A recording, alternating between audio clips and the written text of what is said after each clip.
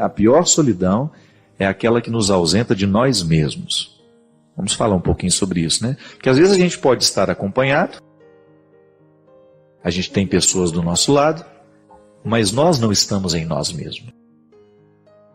É como se nós fôssemos um espaço que não está habitado por nós mesmos. Nós somos o território das vontades dos outros, eu sou o território da satisfação alheia, eu vivo para satisfazer aquela pessoa, eu vivo para corresponder a uma expectativa, eu vivo para prestar atenção no que os outros estão falando de mim, o que estão achando.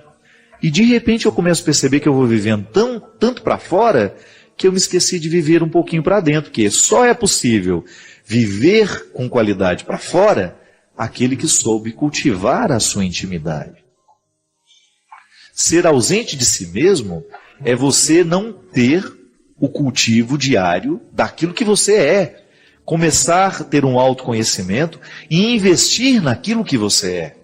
Minha filha, não permita que a sua mãe venha determinar agora o que você vai ser na vida. A palavra das pessoas que nos amam, ela é importante para nos ajudar a descobrir os caminhos. E se verdadeiramente nos ama, vai nos ajudar a descobrir qual é o nosso lugar no mundo. E agora eu quero dizer aqui diretamente aos pais, minha gente, cuidado para que vocês não formatem os filhos de acordo com as insatisfações que vocês tiveram na vida. Aquela velha história. Sempre quis ser pianista, não fui, agora pôs a minha filha no piano. A pobrezinha fica lá. Dia e noite não sai uma nota bonita, não sai uma nota harmônica, não é? Não tem gente assim, Cristian? Você pega gente para ensinar às vezes assim. A pessoa não tem jeito para a música. Você olha para o menino, tadinho, que ele está sendo um matadouro para ele. Ah, meu pai, minha mãe quer muito que eu seja músico. Pelo amor de Deus, o sonho é seu. Dê ao seu filho a oportunidade dele descobrir os sonhos dele. E aí entra a sua capacidade de amar, em reconhecer que o seu filho não é você. Não é? Ah, mas aquele rapaz é tão bom para ela. Cuidado. Aquilo que você considera bom para você, pode não ser o que para sua filha realmente vai fazer bem. Não estou falando da relativização de valores, viu, minha gente? Eu estou falando de decisões. De ter possibilidade de escolher o curso que vai fazer, de ter coragem de dizer, olha, estou no 3º ano de tal faculdade e estou descobrindo que esse curso não é para mim. Saia logo, recomece, vá fazer o que você tem aptidão.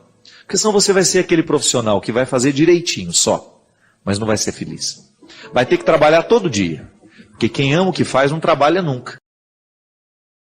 Achei muito interessante, né? Hoje estava lá uma das moças que apresenta o telejornal, aí alguém perguntou para ela assim, se você ganhasse os 70 milhões da Mega Sena de hoje, né? Aí ela disse assim, aí a outra, imediatamente, vai parar de trabalhar, né? Ela, imagina, eu poderia até fazer boas viagens, ter um pouco mais de oportunidades, mas deixar de trabalhar nunca. E ela falou isso no ar, assim, ao vivo, e eu achei muito interessante a espontaneidade. Ela falou assim, porque isso aqui é a minha vida, eu não consigo pensar a minha vida longe deste trabalho. Então veja bem, isso é ser feliz, é estar satisfeito. A partir do momento que você começa a permitir que o seu território seja o território do outro, você perde a sua qualidade humana. É por isso que a gente tem que, no cultivo, na descoberta, né? Ao me cultivar, eu descubro quais são as minhas aptidões. E vou intensificando o processo dessa busca, dessa luta, para que as minhas aptidões possam florescer. Agora, se eu descubro que eu estou sendo um território alugado para o outro, pelo amor de Deus, é igual amar, né? A gente precisa tomar muito cuidado, porque senão a gente se transforma num território de aluguel do outro. Amar não é alugar o outro. A partir desse momento que eu estou namorando com você, ou que você é minha esposa, você é um território alugado. Pelo amor de Deus, isso não existe. E às vezes a gente fica alugado do outro, né? Eu estou alugado pelo outro. Ele está fazendo de mim o que ele quer, pelo amor de Deus. Não podemos conceber isso. É isso que gera solidão. Quando você percebe que você é um território alugado. Ah, padre, como é que eu vou saber se eu estou assim? Só olhar para a sua satisfação. É só sondar com verdade, com responsabilidade, os seus afetos. O amor será sempre construção, minha gente. O amor será sempre essa oportunidade de tornar melhor, de aperfeiçoar aquilo que a gente é. Agora, quando eu me transformo num território da satisfação do outro, e eu me esqueço de fazer o investimento que eu preciso fazer para a minha realização, é bem provável que mais cedo ou mais tarde eu descubra que eu gastei a minha vida inteira para viver de um jeito que não valeu a pena. E aí é terrível. Quando descobre isso lá aos 40, 50 anos, né? E aí vê que não dá mais tempo de voltar atrás. Eu acho que sempre dá tempo de voltar atrás, né? Sobretudo na vida profissional, é sempre um risco. É sempre um risco. Porque você pode, de repente, fazer investimentos errados sem perceber que está investindo de maneira errada. É por isso que a gente precisa ter muito bons amigos. Os bons amigos são aqueles que nos ajudam a esclarecer, a colocar luzes nos caminhos que nós resolvemos seguir. Peça sempre um conselho para as pessoas que verdadeiramente têm consideração por você. Pai, mãe, irmãos, amigos, pessoas próximas. Ah, padre, eu não tenho nenhum referencial dentro de casa. Então tenha num bom amigo. Para que você não fique ausente de si mesmo. É muito triste isso. Essa é a pior solidão. Essa é a pior solidão que nós podemos enfrentar na vida.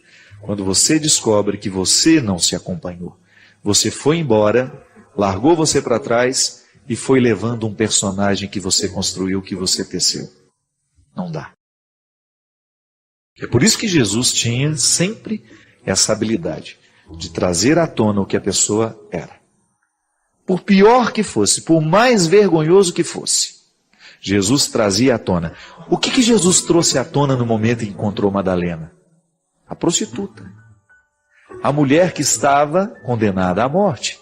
Mas veja bem, que ao ter coragem de assumir o seu erro, ao ter coragem de assumir a miséria que estava dentro dela, veio junto também a virtude. Ninguém pode ser tão miserável assim que não tenha nenhuma virtude para poder recomeçar. E ali ela descobriu o motivo para recomeçar. Quando ela viu na sua miséria, no avesso daquela miséria, existia uma mulher que desejava ser feliz. Então, ela reconheceu essa solidão. Ela estava ausente de si mesma. Ela julgou fora a mulher que ela poderia ser e alugou o seu território humano para que se criasse dentro dela uma mulher que não valia a pena. Cresceu dentro dela uma intrusa, que é claro, ela alimentou. Foi fruto das escolhas dela. Ao aceitar-se prostituta, ao trabalhar e o tempo todo fazer escolhas erradas, ela foi construindo dentro dela uma mulher que não valia a pena. E então ela precisou desconstruir tudo aquilo de uma vez, naquele processo de humilhação, quando estava julgada no chão e uma multidão pronta para condená-la, ela precisou, naquela desconstrução, pelo amor de Deus, não valeu a pena o que eu fiz de mim. Olhem, vou dizer uma coisa. Essa deve ser uma frase muito dura. Essa deve ser uma frase muito difícil de ser dita. Eu não fui o ser humano que eu poderia ter sido. Eu não me transformei no ser humano que eu poderia ter sido. E aí faltou coragem? O que faltou? Faltou luz? Faltou alguém que dissesse? Faltou alguém que pudesse nos aconselhar? Nós não vamos prender naquilo que nos faltou. A gente vai se prender hoje naquilo que nós temos. Temos diante de nós um Deus que olha nos nossos olhos com coragem e nos desafia para ser. Não se ausente de si mesmo. Encha o seu coração de tudo aquilo que você tem de bom. Alimente o que você tem de bom. E a partir do momento que você alimentar o seu coração com a melhor parte da vida, você pode ter certeza que você vai ter a coragem suficiente para poder dizer não e dizer sim. Porque um grande homem e uma grande mulher só pode ser verdadeiramente grande à medida em que diz de sim e não de maneira equilibrada. Vou atender aqui um e-mail da Maria Helena, que escreve assim: Padre Fábio, tudo na minha vida começou muito cedo. Aos 17 anos me casei, aos 18 veio um filho, primeiro, 37 anos a primeira neta, e muitos outros problemas nasceram a partir de tudo isso. Meu filho, com apenas 18 anos, namorou uma moça com 27, que logo engravidou e não deu certo. A menina mora comigo, hoje tem 16 anos, nós a criamos com muito carinho, sempre com muito amor e respeito. Estuda no melhor colégio da cidade e estamos passando por um problema bem difícil, a cada dia se agravando mais. Uma menina com 16 anos falando em suicídio, diz que não acredita em Deus, foi batizada, fez primeira comunhão, crisma, mas não quer ir mais à igreja, não quer saber de amizade com ninguém, não fala com ninguém, sai de casa somente para ir ao colégio. É uma ótima aluna, estudiosa, está no 3º ano do ensino médio, fala fluentemente inglês, está estudando espanhol. Foi convidada para estudar no exterior. Padre Fábio, tenho medo até de sair de casa e deixá-la sozinha. Não a deixo nunca. Quando tinha 9 anos, ela já me falou que queria morrer e que iria se matar. Logo eu procurarei a ajuda de uma psicóloga que continua até hoje fazendo terapia. Às vezes se revolta de tal maneira que não fala nem com a terapeuta. Entra muda, sai calada. Sempre fala que ama muito a todos nós, mas eu sinto, padre, que a revolta é grande parte pela falta da mãe, que aparece quando quer. É muita preocupação, muita ansiedade e medo que ela faça o pior. Gostaria muito que o senhor pudesse me ajudar com uma orientação, como devo agir. Sinceramente, já não sei mais se estou fazendo o certo. Por favor, me ajude. Helena, minha filha, você tem um problema que não é tão simples de ser refletido, porque existem muitos aspectos daquilo que hoje você conta, que você fala, que a gente desconhece. Agora, um fato que a gente precisa considerar. O que falta para essa menina é um pouco o sentido da vida, E quem é que nos dá o sentido da vida? É a história. O sentido da vida não é uma coisa que cai do céu. A gente vai assumindo aos poucos. O sentido é como se nós pudéssemos falar do elemento fundamental que faz com que uma construção fique de pé. No caso, nós temos um alicerce, que foi programado para fazer com que as paredes pudessem parar. O sentido na vida da gente funciona assim, para que a gente dê conta dos ventos, para que a gente dê conta das situações difíceis. Se eu tenho um sentido para a minha vida, se eu sei o porquê viver, as dificuldades que farão parte do meu processo, do seu e de todos nós que estamos assistindo o programa, essas dificuldades serão vencidas à medida que houver este sentido. Quando nós falamos que um adolescente, e você disse que ela desde os 9 anos já dava indício de que teria uma tendência ao suicídio, nós estamos falando de alguém que realmente precisa ser orientada.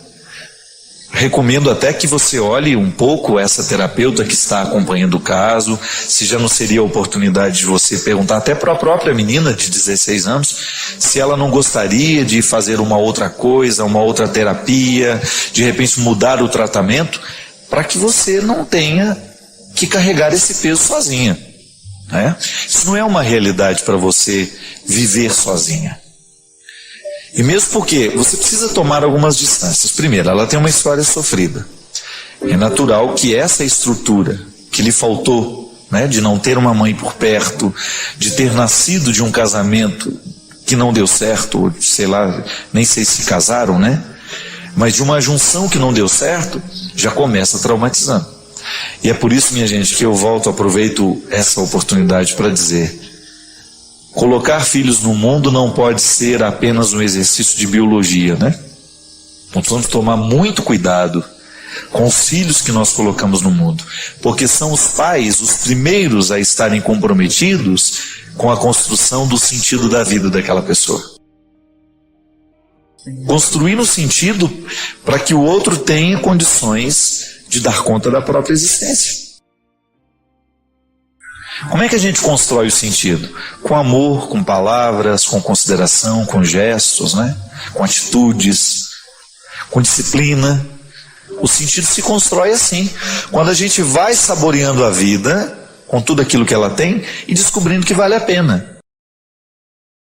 Estabelecer metas, né? A gente falava aqui antes, como é importante os nossos adolescentes hoje terem metas de vida.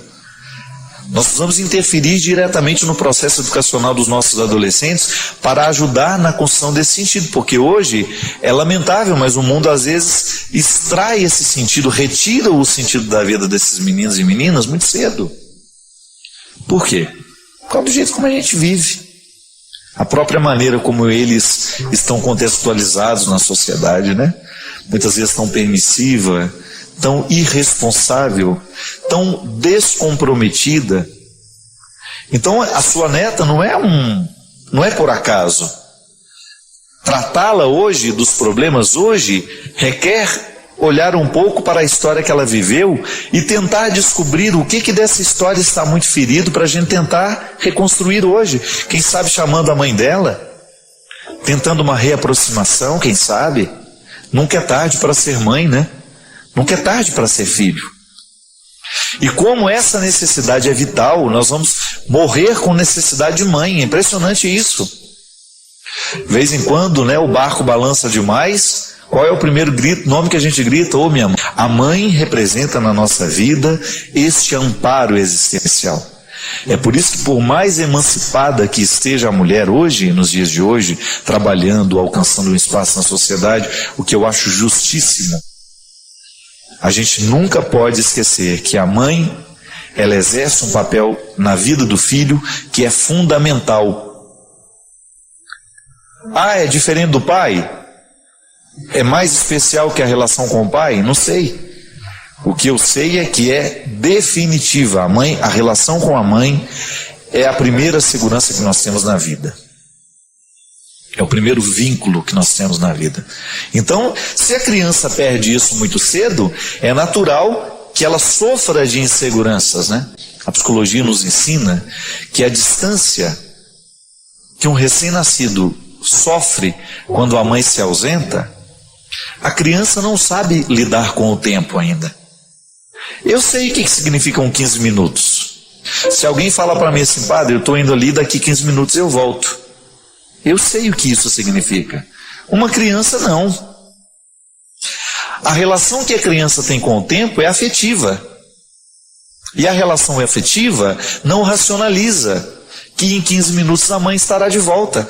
É por isso que é tão sofrido e gera tantos traumas na vida da criança o distanciamento da mãe, numa fase em que ela não sabe pensar sem a mãe. Você pode até não concordar com Freud, você pode não gostar da teoria dele, mas esse homem deixou alguns ensinamentos muito pertinentes para a gente poder assimilar. Um desses ensinamentos é essa estreita ligação com a mãe, que nos coloca numa dependência total e absoluta nos primeiros meses e anos de vida. A mãe é o meu vínculo. Tanto é que Freud dizia que a criança, nessa primeira fase, que é a fase oral, em que a criança quer incorporar tudo pela boca, por que ela morde tudo? Freud dizia que é a incapacidade dela se distinguir como outro. Olha que interessante isso. Um dos aspectos determinantes para a maturidade das pessoas é ela se distinguir do outro. Eu sei que você não sou eu e eu não sou você. A criança não sabe distinguir isso.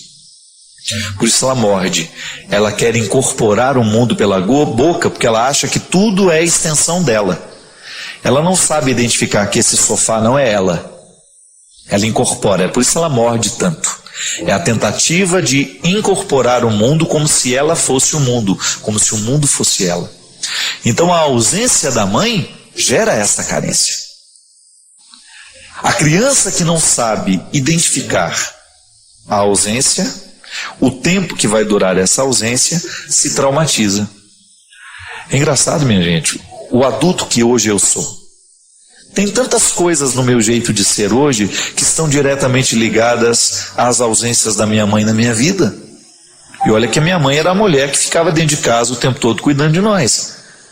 Mas é claro que toda criança sofre, e faz parte da vida mesmo. A mãe não pode ficar grudada o tempo todo na criança, precisa ir fazer as coisas. Mas o rompimento desta relação, ela gera traumas muito profundos na vida das crianças. E aí o que a gente vai fazer depois? Está lá o ser humano com problema, deu defeito, né? Com a peça. Não é assim, né, Evanilson? Quando dá o defeito numa peça, às vezes você olha para aquilo, não está funcionando direito, e agora? Às vezes nós somos igual uma máquina de lavar roupa, dá um defeito e ninguém sabe onde é que está o defeito. Então aí a hora, como na máquina de lavar roupa, a gente pode abrir e identificar onde é que está a peça estragada. Nós não temos esse jeito, senão você já teria aberto seu marido, né? Deixa eu ver por que esse homem dá tanto defeito, gente. Onde é que ele está estragado, né? Não tem umas pessoas que se a gente pudesse, a gente abriria para saber onde é que está o defeito? Confessa que é verdade, tem uns que a gente não vê a hora de cerrar para descobrir. O que está errado lá dentro, meu Pai de misericórdia? Então o único mecanismo que nós temos para descobrir o que está errado no outro é na observação e na palavra. Porque nós não somos máquinas, já dizia o Charles Chaplin, né? Homens é que sois, não sois máquinas, homens é que sois. Então, por isso que o bom psicólogo é aquele que observa bem. É verdade, o bom psicólogo é aquele que observa. Ter a oportunidade de entrar aí na sua casa e nessa noite de hoje, estabelecer comunhão com você, com a sua família. Você que acabou de chegar do trabalho, ou chegou da faculdade, ou já estava aí esperando este momento de encontro, muito obrigado pela confiança, pela oportunidade que você me dá de entrar na sua vida e junto com você acender as luzes. Não sei como foi que você enfrentou, pode ser que no seu estado não tenha havido, mas nós que passamos pela experiência do apagão essa semana, a gente descobriu, através de uma coisa boba, simples, né? Faltou a luz na casa da gente, a gente descobre a duras penas o quanto é ruim a gente ficar no escuro. Eu tive um agravante, eu descobri que na minha casa não existem fósforos. Você acredita num negócio desse? Tinha vela, mas não tinha fósforo para acender a vela. E depois de eu ter subido 5 andares, né, a pé, na escada, eu fiquei um pouco desanimado de voltar para buscar. A nossa casa é toda elétrica, né? Então faltou energia elétrica e a gente não sabe o que fazer da vida. Mas eu achei interessante que a primeira coisa que eu fiz quando eu entrei no apartamento, mesmo iluminando lá com o celular, foi colocar o dedo no interruptor. Né? A gente faz automático, né? É engraçado isso. Nós precisamos tanto da luz, nós somos tão necessitados da luz, que o cérebro não registra a informação de que não vai adiantar o interruptor. São as ações reflexas, né? Que a gente faz sem pensar. A gente faz porque a necessidade impõe. Impõe ao corpo, impõe ao cérebro. Nós vivemos e dependemos da luz. E naquele momento em que a gente não tinha os recursos da luz, a gente não sabe nem muito bem o que fazer. A gente perde um pouco a referência. Eu fiquei pensando, sabe, minha gente, no dia do apagão, que às vezes na nossa vida acontece a mesma coisa. Nós também passamos por períodos de escuridão, onde a gente fica meio perdido dentro de... Mas é verdade, a gente fica tão perdido às vezes na vida, que nós podemos fazer essa comparação. Da mesma maneira como a gente não sabia andar dentro da nossa casa, sem que a gente tivesse um mínimo de luz para orientar os nossos destinos, os nossos passos, na nossa vida acontece a mesma coisa. É aquele desconforto da alma, né? É aquele desconforto de você não saber que caminho seguir, que decisão tomar, o que é o mais certo fazer agora, para onde eu vou, como que eu vou contornar os sentimentos que estão me julgando num processo de escuridão. E aí, de repente, a gente descobre que há alguma coisa, alguém, alguma realidade que pode significar essa luz na nossa vida. Assim como alguém vem nos socorrer do apagão, vem nos emprestar um fósforo, vem nos emprestar uma lanterna, nos momentos de escuridão da nossa alma, nos desesperos que nós enfrentamos muitas vezes na vida, alguém também pode emprestar uma luz. E cada vez mais eu estou convicto de que essa luz ela vem através de uma palavra, ela vem através de um conselho. Eu fico fascinado, minha gente, com a capacidade que as palavras têm de fazer bem ao nosso coração. Pode fazer mal também, mas não vamos prender nisso hoje. Falar do quanto que uma palavra bendita pode abrir a nossa cabeça para compreender uma situação. Às vezes nós ficamos muito focados, né? A gente só enxerga o mesmo ponto do problema e a gente não consegue sair daquilo. Nós ficamos patinando em torno das nossas dificuldades e de repente alguém vem, olha nos nossos olhos e diz alguma coisa que tem o poder de clarear a nossa mente. E Deus age aí. Por que a palavra de Deus é tão importante no processo da nossa conversão? Por que é tão importante a gente mergulhar nas leituras sagradas? No Novo Testamento, no Antigo Testamento, nas palavras de Jesus, nas cartas dos grandes apóstolos, nos escritos dos grandes homens e mulheres que fizeram uma bonita experiência de Deus. E aí toda a literatura mística são pessoas que de alguma maneira acendem luzes dentro de nós. A palavra é sagrada por quê? Porque ela continua comunicando até os dias de hoje.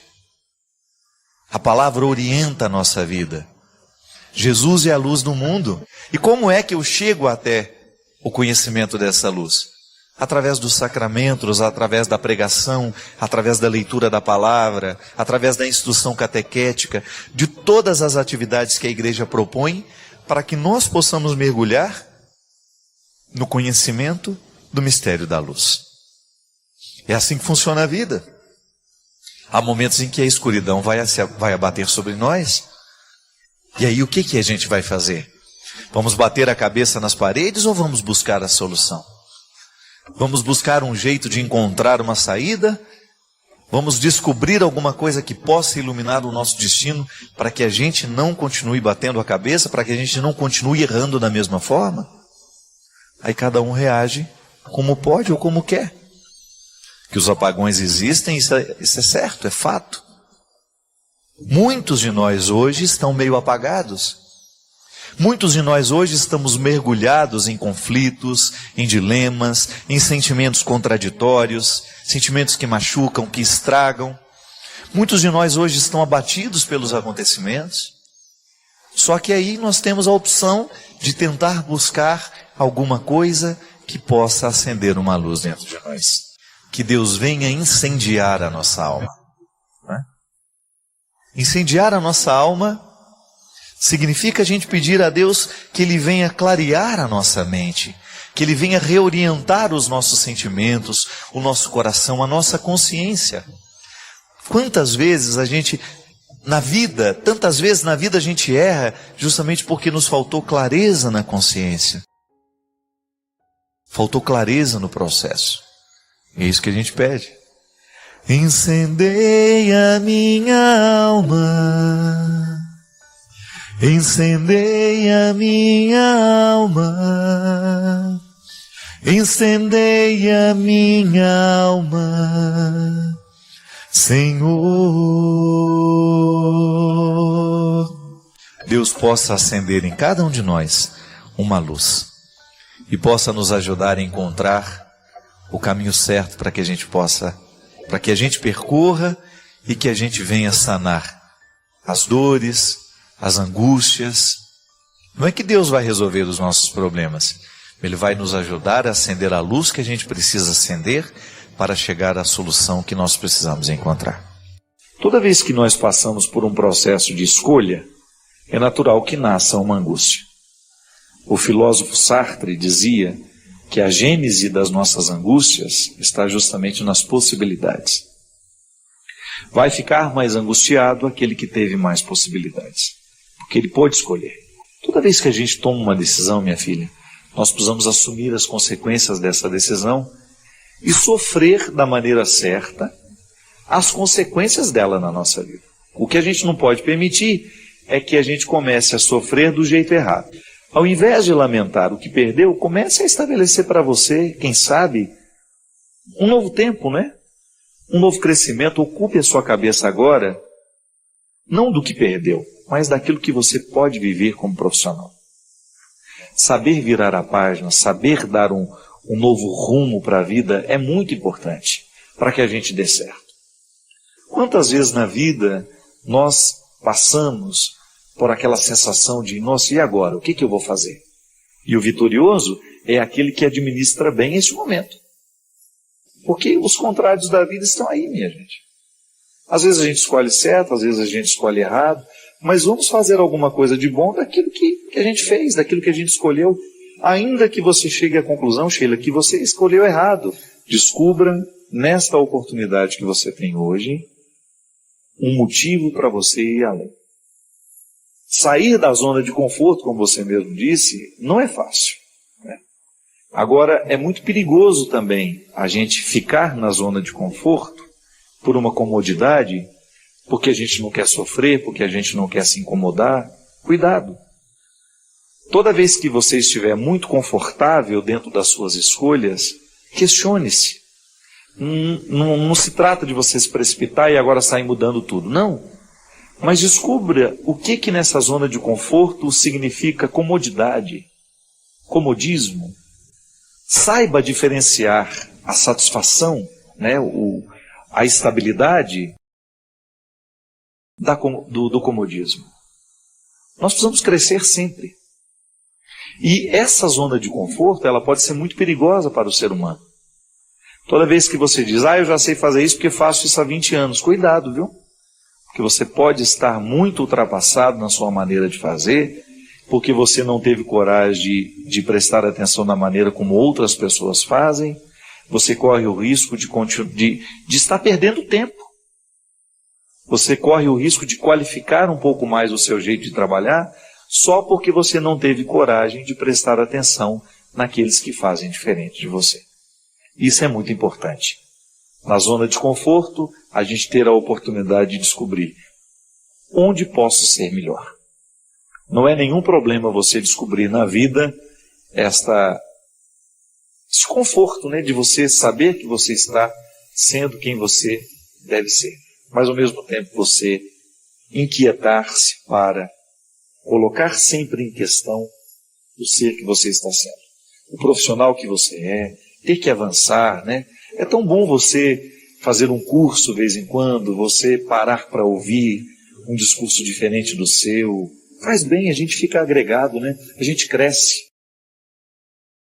E essa oportunidade de poder avançar, de poder sair daquele lugar comum é sempre tão benéfica para o ser humano, né? Nunca é tarde para aprender. A vida fica muito mais interessante quando nós estamos aprendendo alguma coisa. E é verdade. O que eu estou aprendendo? Nessa fase da minha vida, o que é que eu estou aprendendo? Alguma coisa eu preciso aprender. Nós precisamos ter tempo para aprender. Sabe por quê? Quando nós nos dispomos a aprender alguma coisa de novo, o nosso ser, ele entra numa dinâmica. Ele reassume uma dinâmica, ele volta a ser jovem. Que a gente não quer morrer sem ter tido a oportunidade de tocar a beleza da vida. E é verdade, quando eu descubro que esta palavra significa isto, é como se um novo horizonte se abrisse para mim. Eu abri as portas de um significado que antes eu desconhecia. Quando eu me disponho a aprender um novo idioma, eu entro num novo tempo da minha vida. Quando eu me disponho a fazer uma faculdade, quando eu me disponho a aprender um ofício, uma coisa simples, né? Eu estou lá preparando a minha casa, vou lá no jardim, eu vejo o jardineiro fazendo, eu quero aprender. Eu não quero roubar o serviço do jardineiro. Eu não quero fazer por ele. Mas eu quero, na hora que aquilo estiver fora de ordem, eu mesmo saber resolver. Aí quando a mulher está lá me ensinando o porquê da planta, disso, daquilo, eu prestar atenção, porque aprender aquela lição é muito mais que aprender aquela lição somente. Mas é colocar a minha alma numa dinâmica que a torna mais jovem, mais feliz. Aprender. Minha gente, vou confessar uma coisa para vocês. Durante algum tempo eu convivi, no contexto acadêmico, com pessoas muito preparadas, com doutorado disso, doutorado daquilo. Mas às vezes as pessoas são tão sem sal, tão sem gosto. Por quê? porque elas acham que já sabem tudo. Mas eu também tive a oportunidade de, no mesmo contexto acadêmico, de gente muito bem preparada, encontrar gente que sabe muito, mas finge que não sabe. Porque quando finge que não sabe, ela tem a oportunidade de estabelecer um encontro que possa lhe proporcionar alguma sabedoria. Não se mostra pronto. A gente se interessar por aquilo que o outro faz, porque a gente aprende. Aprender talvez seja hoje a maior urgência, porque a gente coloca a nossa alma numa dinâmica nova. Se hoje eu me disponho a aprender alguma coisa, eu estou me proporcionando um renascimento. O que é que nós precisamos aprender? Tenho certeza que você ainda precisa aprender muita coisa. Faça o seu compromisso. Descubra o que você hoje pode iniciar na sua vida. Não vai dormir, então, sem descobrir 2 palavras novas. Dá um jeito aí. Hoje você vai incorporar 2 novas palavras ao seu vocabulário. Aprender. Você vai começar a ficar um pouco mais interessado em olhar para o mundo, saber que existe um funcionamento que lhe interessa. Aprender como funciona o seu corpo. Por que se eu comer isso agora vai me prejudicar? Por que se eu misturar este alimento com este? Não é a química que vai favorecer a minha saúde? Alguma coisa a gente precisa aprender. Aprender um pouco sobre o outro, né? Às vezes a gente corre o risco de passar ao lado a vida inteira sem ter aprendido muita coisa sobre ele. Eu desejo que hoje você tenha a oportunidade de preparar bem o seu futuro. Porque é isso que Jesus faz quando passa verdadeiramente pelos nossos caminhos. Ele nos empresta um novo jeito de olhar para o mundo. Jesus nos empresta um novo jeito de olhar para nós mesmos e para aqueles que estão do nosso lado. E ao nos emprestar um novo jeito de olhar, Ele nos ensina. Nos ensina o mais bonito. Nos ensina a aprender. Porque aquele que está disposto a aprender está ocupado para o resto da vida. Não há monotonia no coração daquele que se dispôs a viver a vida aprendendo. Cada reflexão é uma oportunidade de aprofundarmos nossa fé e proximidade com Deus. Inscreva-se no canal e deixe nos comentários as bênçãos e insights que você recebeu. Unidos pelo Divino, construímos uma comunidade de almas iluminadas,